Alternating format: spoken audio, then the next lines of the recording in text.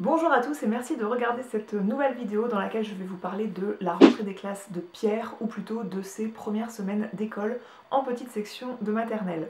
Donc la rentrée des classes est bien derrière nous, bien trop loin pour rappeler cette vidéo back to school ou je ne sais quoi à la mode qui marcherait, qui fonctionnerait en termes de mots-clés sur YouTube, mais j'ai trouvé que une FAQ c'était bien pour faire un flashback avec un fil conducteur sur les 8 premières semaines d'école, ou 7, je ne sais plus, de Pierre. Pour ceux qui débarqueraient sur cette chaîne en arrivant sur cette vidéo, Pierre a eu 3 ans en juin 2018 et il a fait sa première rentrée des classes en septembre, et sa petite sœur Juliette est arrivée début août 2018. Donc la rentrée des classes, ça a été une période de gros chamboulement, je pense, pour un petit garçon de 3 ans. Donc l'arrivée de sa petite sœur, la propreté puisqu'il a été propre la première semaine de la rentrée, donc l'absence de couche pour moi, à mon avis pour lui c'était un chamboulement, et aussi quelques réorganisations dans la maison pour faire de la place pour une chambre pour sa petite sœur.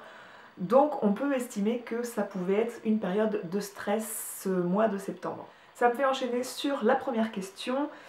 Est-ce difficile de faire adapter le rythme de Juliette sur celui de Pierre qui a des horaires précis et fixes? Je dirais pas tellement puisque Juliette est née début août. Pendant ces 2 premiers mois, elle n'a toujours fait qu'une tétée la nuit, c'est-à-dire que elle m'a toujours réveillée une seule fois et jamais elle n'a réveillé Pierre par ses pleurs. Ça n'a pas influé sur sa fatigue, donc ça c'est une bonne chose. Ça a influé par contre sur ma fatigue à moi, puisque au mois de septembre, elle se réveillait tout le temps vers 4 h du matin pour téter, et après il fallait que je me lève vers 7 h 15 pour préparer Pierre et l'emmener à l'école.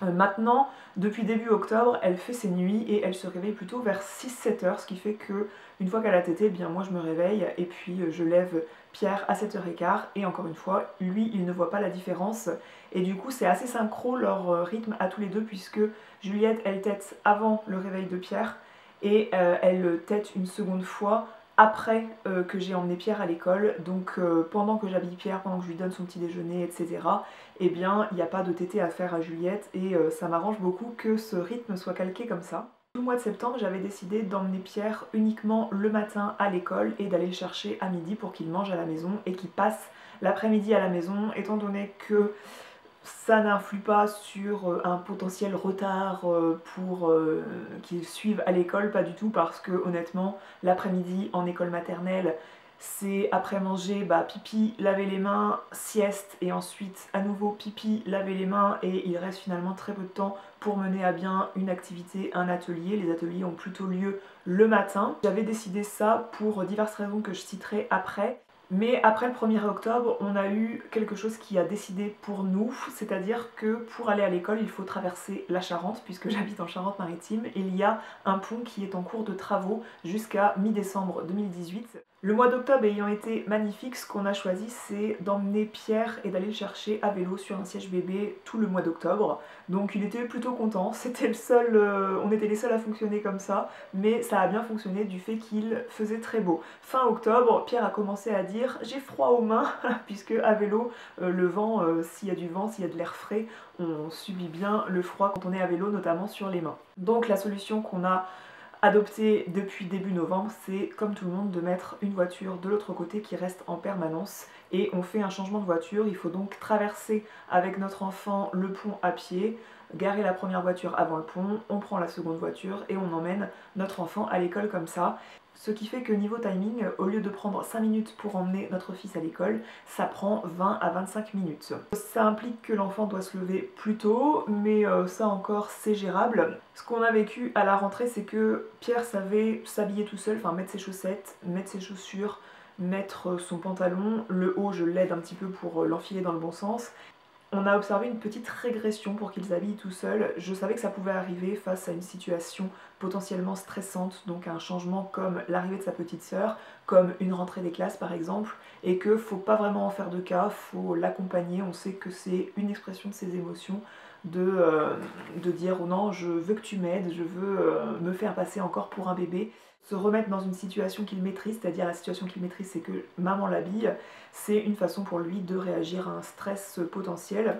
Donc c'est ce qui est un petit peu stressant le matin, c'est un petit peu la course, mais voilà, quand il est bien luné, il décide de s'habiller tout seul, de mettre ses chaussettes, de mettre ses chaussures. Bref, on commence à adopter une certaine routine dans l'organisation, ça commence à ronronner tout doucement. Question suivante, quelles étaient tes craintes par rapport au fait qu'il aille à l'école? Pierre pleure-t-il le matin et toi, le jour de la rentrée, as-tu pleuré? Alors, je vais commencer par moi, comme ça va être vite fait.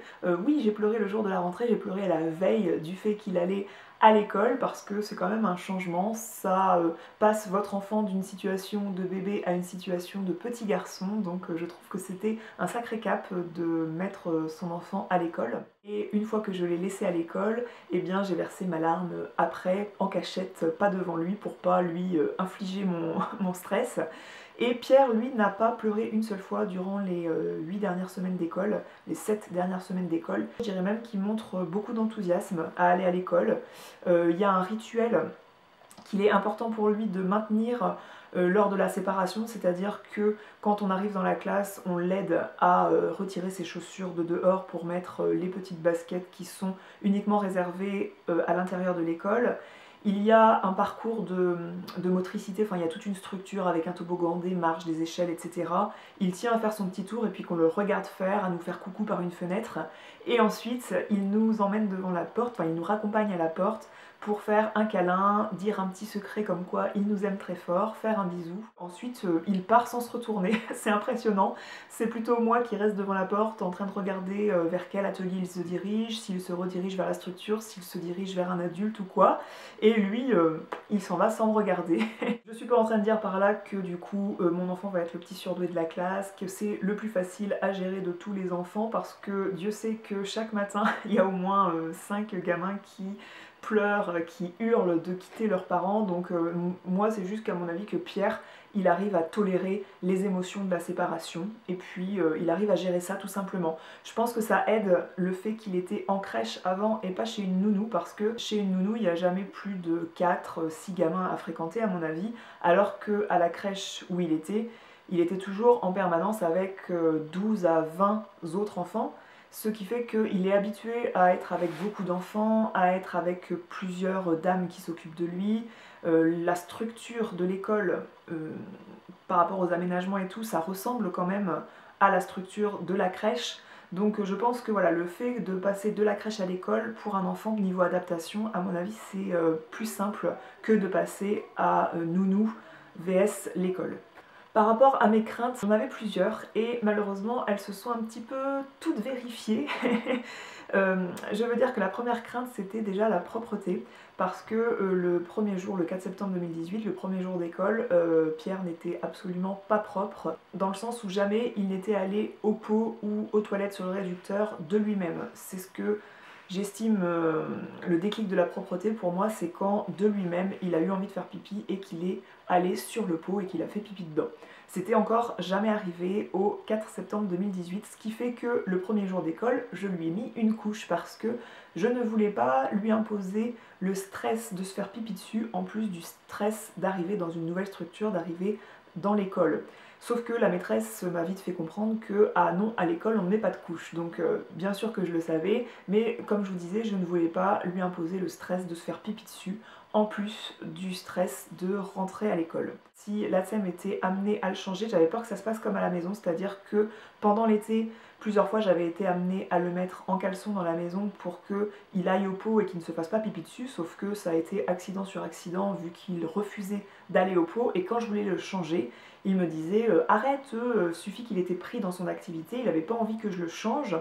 Et ça s'est vérifié, c'est-à-dire qu'il y a eu un jour où il y a eu un accident où l'ATSEM a voulu le changer et qui lui a dit arrête, j'ai pas envie que tu me changes.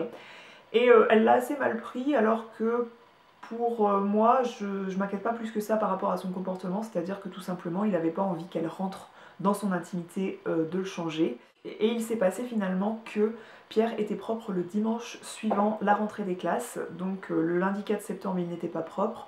Le mardi 4 septembre j'ai mis 2 tenues de rechange dans son sac, elles ont servi toutes les deux.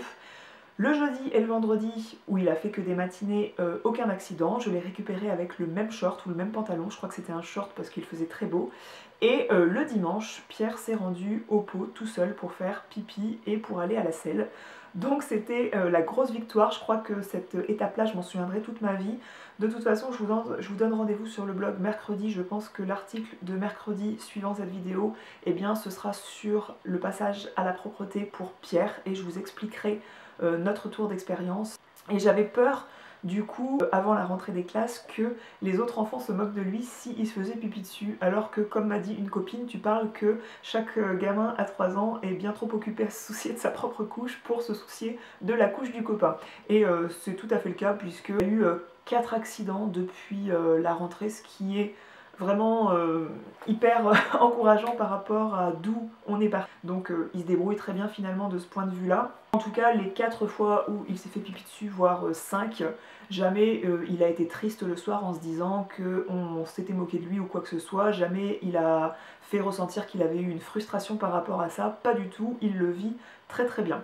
Donc finalement tout s'est fait de fil en aiguille et puis cette crainte que j'avais au départ, elle a diminué au fil du temps puisque ça se passe très bien de ce côté-là. Vous comprenez pourquoi je le mettais en septembre uniquement le matin, ça permettait à ce passage à la propreté de se roder en fait. Voilà les raisons pour lesquelles je le mettais uniquement à l'école le matin en septembre, donc la propreté, l'arrivée de sa petite sœur puisque sa petite sœur est arrivée pendant les vacances d'été et je voulais pas qu'il ait le ressenti que je le collais à l'école, que je me débarrassais de lui pour m'occuper uniquement de sa sœur. Et la troisième raison, c'était parce que je voulais qu'il mange à la maison. Après, cette histoire de travaux sur le pont qu'on est obligé de traverser pour aller à l'école a décidé pour nous, c'est-à-dire que dès le 1er octobre, je l'ai mis à l'école toute la journée. Mon autre crainte, c'était donc qu'il mange à la cantine parce que j'étais inquiète qu'il revienne avec des idées préconçues sur certains aliments. Et ça s'est vérifié dans le sens où les 2 semaines avant les vacances de la Toussaint, où il a été à la cantine le midi, et bien après à la maison, c'était dur de le faire manger certains aliments qu'il adorait avant et qu'il mangeait sans souci. J'ai eu le droit à des beurres, pas des poireaux, beurres, pas des épinards, alors que c'était des aliments qu'il mangeait sans problème. On essaye de rattraper le coche, voilà, tous les repas le soir à la maison, le mercredi et le week-end, pour qu'il ne finisse pas par manger que des pâtes, du riz et de la semoule. Ma troisième crainte, c'était qu'il adopte au contact de d'autres enfants des mauvaises manières. Alors non pas que mon enfant est super bien élevé et que les enfants des autres sont mal élevés, pas du tout, mais je pense que voilà, quand ils ont connaissance d'un gros mot par exemple, on va dire qu'ils prennent plaisir à le dire à l'école et j'avais peur que ça se partage un petit peu comme ça, les mauvaises manières, des choses comme ça en fait, ou les mauvaises manières de dire beurre que des poireaux, ça faisait partie des choses que j'avais peur qui déteignent sur lui. Et il y a 2-3 trucs qu'il a ramené de l'école, enfin qu'il avait jamais dit auparavant et que j'ai entendu dans sa bouche. Donc un jour il a dit t'es morte maman, comme ça, t'es mort maman, comme ça. Donc ça m'a un petit peu choquée comme expression. Il y a le gros mot aussi que je vais écrire ici et que je ne citerai pas si vous écoutez cette vidéo à côté d'un enfant, parce que j'ai déjà une copine qui avait dit ça devant lui et il lui a dit non c'est pas bien, ça c'est un gros mot. Je pense que l'arrivée de Juliette y fait beaucoup, c'est-à-dire que à peine je m'occupais de Juliette et qu'il s'était passé 4 semaines d'école, il m'a dit ce gros mot et il suffit que j'ai eu une réaction un petit peu démesurée où j'ai fait des gros yeux et que je lui ai dit ah non hein, Pierre faut pas dire ça. Eh bien, il s'est mis à me répéter ça 15 fois. Quand je changeais Juliette à la table à manger, il s'est mis à me répéter, à venir à côté de moi me répéter 15 fois ce gros mot pour justement me provoquer, pour voir comment je réagissais. Et je me suis rendu compte qu'une fois que je lui avais dit que c'était pas beau de dire ça, que c'était pas intéressant et que s'il disait ça devant quelqu'un, ça pouvait soit blesser la personne, soit importuner la personne, la déranger, etc. Il avait très bien compris ça et je me suis rendu compte qu'il disait ça pour susciter des réactions un petit peu démesurées chez moi, pour que je m'intéresse à lui pendant que j'étais en train de m'occuper de Juliette. C'était devenu en quelque sorte un tic nerveux, presque. Et je me suis rendu compte que le mieux à faire c'était l'ignorance, une fois qu'il avait bien compris, ne vous inquiétez pas que c'était pas bien de dire ça. Et c'est disparu en 2 semaines de vacances, c'est totalement disparu. Et parfois je l'entends qui le chuchote pour regarder du coin de l'œil comme ça ma réaction, il fait putain comme ça, il fait ça. Et puis je me rends compte que si je change de sujet en disant t'es en train de lire quoi comme livre, c'est rigolo cette histoire et tout, et ben il passe tout à fait à autre chose et il en oublie le gros mot, il en oublie ce jeu de provocation. J'avais une autre crainte également, c'était de ne plus avoir le temps de rien faire. Alors ça c'est pas dû forcément à son entrée à l'école puisque je mets à l'école Pierre de 9h à 16h30, 4 jours par semaine, et que avant il allait à la crèche régulièrement 4 jours par semaine de 9h à 16h. Donc finalement le rythme est à peu près le même pour lui, même si c'est pas les mêmes jours de la semaine.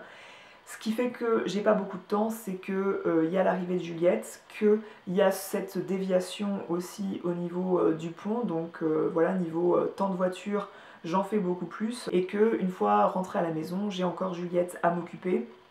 Donc forcément, j'ai plus beaucoup de temps pour moi.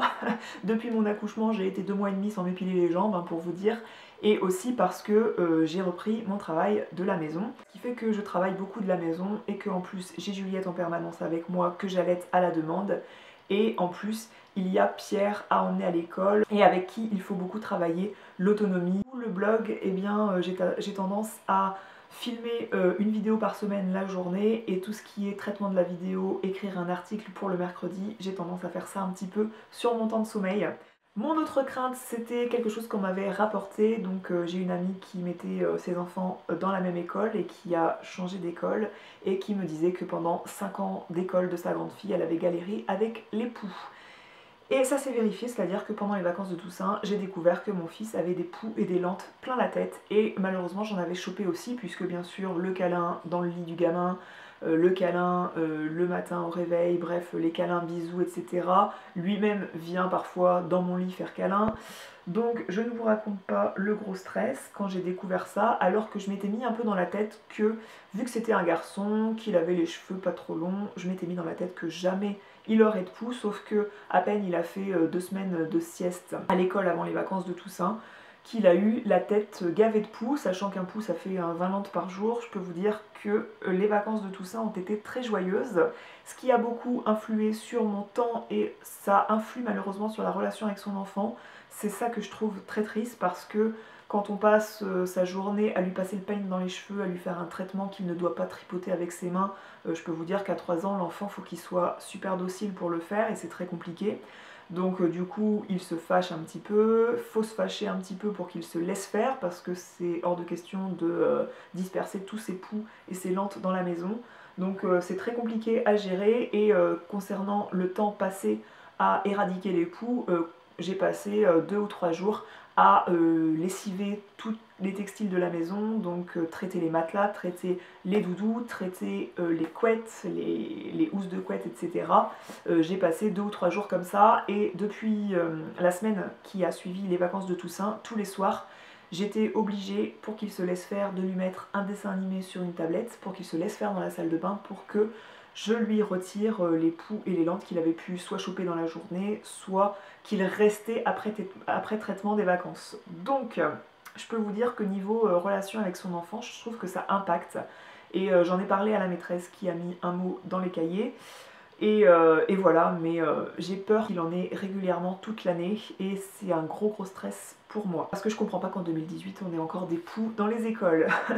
La question suivante, c'était: avais-tu peur que d'autres enfants lui fassent du mal? Alors j'avais pas du tout peur que d'autres enfants lui fassent du mal, parce que comme je vous disais, il était en crèche avant et c'était un peu les mêmes effectifs, et donc j'avais pas de crainte à ce niveau-là. J'avais plus peur du fait de ce que j'avais vu le matin. Comme je vous disais, on le regarde passer dans la structure avec d'autres enfants, et Pierre est pas super téméraire en fait, et du coup il y a beaucoup d'enfants qui se permettent de le bousculer, de lui passer devant en le bousculant sévèrement, et lui se laisse faire en fait, il s'efface, il laisse passer les autres. J'ai plus peur de ça en fait, qu'il s'efface par rapport aux autres et qu'on puisse facilement le bousculer, mais j'ai pas peur de la malveillance des enfants, parce qu'à cet âge-là, ils sont, c'est pas de la malveillance, c'est qu'ils sont un peu brouillons, ils se bousculent un petit peu, mais c'est pas pour être mauvais en soi. Autre question, on me demande semaine de 4 jours ou école le mercredi matin. Alors Pierre est sur une semaine de 4 jours et il n'a encore jamais été à la garderie, parce que j'ai pas besoin de le laisser à la garderie. Après 6 semaines d'école, une abonnée sur Instagram me dit: j'observe des progrès énormes chez mon fils, as-tu observé la même chose chez Pierre? Alors, mis à part l'acquisition de la propreté qui a été pour nous un progrès énorme qui est pas à mon avis seulement dû à l'école, bien que je pense que voir les autres enfants faire, ça l'a aidé à lui-même aller sur les toilettes, mais je pense que tout simplement il était prêt physiologiquement. Donc j'ai pas observé des grands progrès, mais j'en ai quand même listé quelques-uns. C'est pour la vie en communauté en fait, parce que la maîtresse m'a rapporté quand même que au départ il ne voulait pas faire de la peinture, il voulait pas faire du collage, alors que c'était des activités qu'on faisait très facilement à la maison tous les deux. Et je me suis aperçue que tout simplement quand il y a un petit peu trop de monde, sa difficulté à gérer les émotions elle apparaissait ici, c'est-à-dire qu'il n'avait pas envie devant les autres de faire. Et finalement, après les vacances de la Toussaint, ça s'est bien réglé, il a bien voulu faire des peintures, tremper ses mains dans la peinture. Il aime pas ça, tremper ses mains dans la colle, tremper ses mains dans la peinture, mais il le fait désormais, donc j'étais un petit peu rassurée. Et je vous avoue que quand la maîtresse m'a dit ça avant les vacances de la Toussaint, je me suis dit bah pendant les vacances, je vais lui faire de la peinture et puis je vais en discuter avec lui. C'est cette évolution-là que j'ai observé chez lui, ce progrès-là, c'est de faire des choses en communauté avec d'autres enfants, en équipe avec d'autres enfants. Également pour la pâte à modeler, il savait pas faire les boules, il savait pas faire les petits boudins et c'est des choses qu'il a appris à faire à l'école. Il a appris des nouvelles comptines. Aussi où on a observé un progrès, c'est sur sa notion du temps en fait. Il a beaucoup plus conscience de quand on est lundi, quand est-ce qu'on est mardi, mercredi, sur l'organisation. Voilà, il a un rythme beaucoup plus figé, beaucoup plus organisé et réaliste dans sa tête qu'auparavant. Il a beaucoup plus la notion des jours de la semaine et la notion des saisons aussi. On me demande ensuite comment avez-vous choisi le cartable de Pierre et quels achats ont été occasionnés par la rentrée à l'école. Donc comment on a choisi le cartable de Pierre? En fait, Pierre a deux sacs à dos, des petits sacs de maternelle, hein. Il ne s'agit pas du gros cartable qui serait trop lourd puisque très clairement on met rien dedans, il n'y a pas, en tout cas dans l'école où il va, il n'y avait pas de fourniture scolaire à acheter. Il suffisait d'un sac en tissu pour le livre de bibliothèque en fait qu'il ramène tous les jeudis.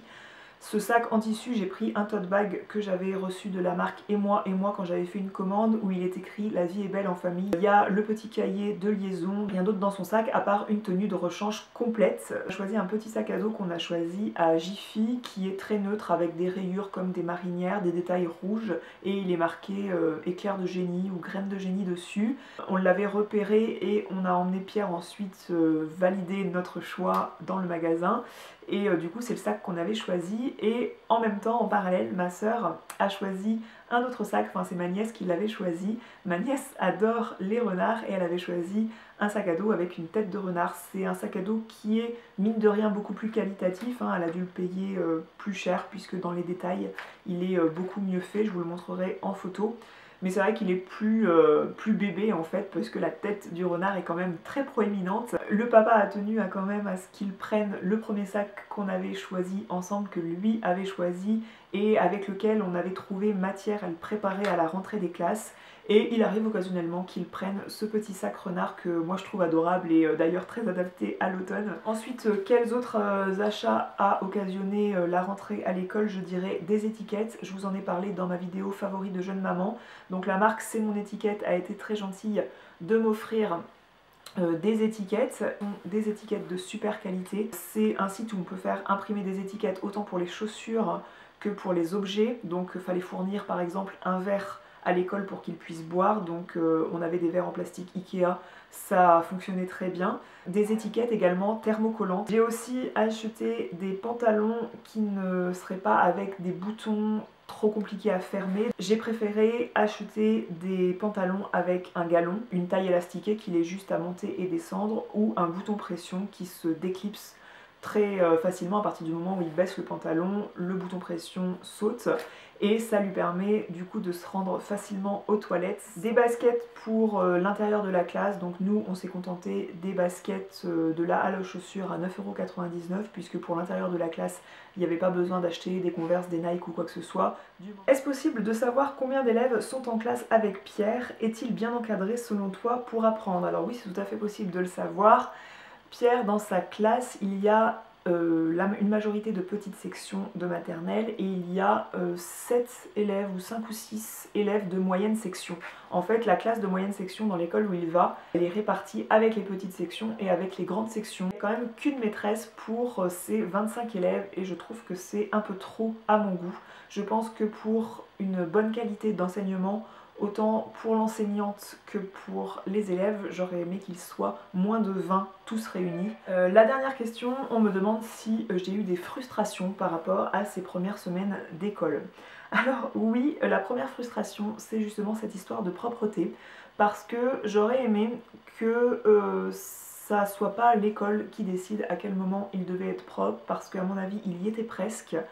Il a été propre parce qu'il était capable physiologiquement de l'être, mais l'école a décidé que à 3 ans, à la rentrée des classes, tous les enfants devaient être les mêmes. C'est comme si on décidait que à la rentrée, ils devaient tous mesurer 103 cm et pas 100. Je trouve que c'est les mettre dans une situation d'échec vis-à-vis de ça, parce que autant Pierre, ça ne l'a pas, comme je vous disais, ça ne l'a pas frustré, ça ne l'a pas mis mal à l'aise apparemment, j'observe rien de ce côté-là, mais je pense que certains enfants qui ne sont pas prêts physiologiquement à être propres, qu'on met à l'école dans une situation où forcément ils vont se faire pipi dessus et devoir être changés par une inconnue, eh bien je trouve que c'est malheureux. Ça m'a un peu confortée dans l'idée que à 3 ans les enfants ils sont un peu petits pour aller à l'école. Dans d'autres pays c'est 4, 5 voire 6 ans et ils sont pas plus bêtes pour autant. Ma deuxième frustration c'était bien sûr les poux et l'autre frustration c'était de ne plus savoir ce qui se passe dans le quotidien de mon enfant, puisque depuis le jour où il est né, j'avais connaissance de tout ce qui se passait dans sa vie, dans tout ce qui se passait dans ses journées.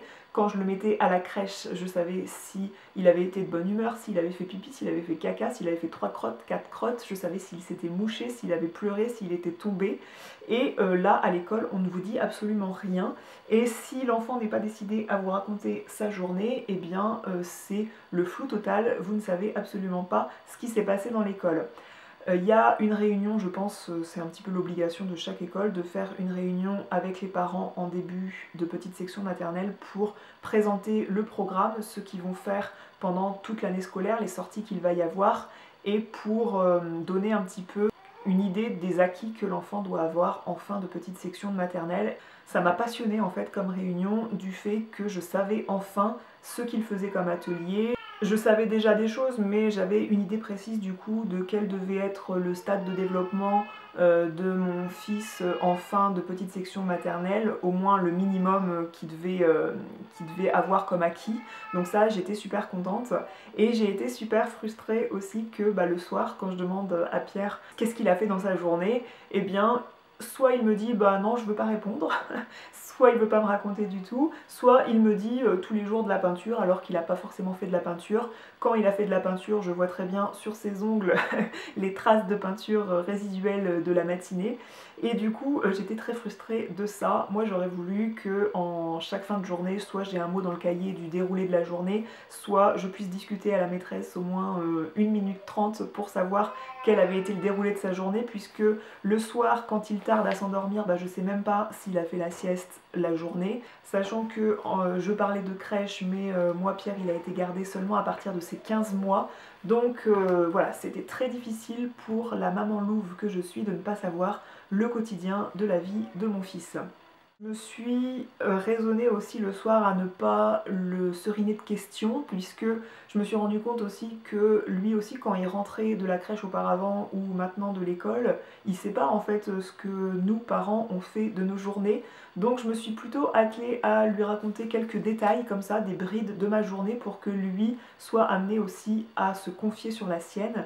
Et je me suis raisonnée à lui poser la question seulement de lui demander as-tu passé une bonne journée, et de voir si il était amené après à me dire de lui-même ce qu'il avait pu faire dans sa journée. Et finalement il se trouve que le mercredi, le week-end, en discutant, en jouant, on voit qu'il l'importe en fait dans ses jeux, dans sa conversation, quelques petits trucs de l'école, et que je me rends compte, il me dit pas à l'école il s'est passé ça, mais quand on discute avec lui, je me rends compte que ça a dû se passer à l'école puisque c'est pas des choses qui se sont passées à la maison. Qu'il était super énigmatique sur ses journées, j'étais vraiment frustrée qu'il me laisse comme ça à la lisière de son quotidien, donc chaque matin je profitais de la seule fenêtre ouverte que j'avais sur l'école par cette séparation sans vouloir rester des heures à lui dire au revoir parce que ça se fait pas.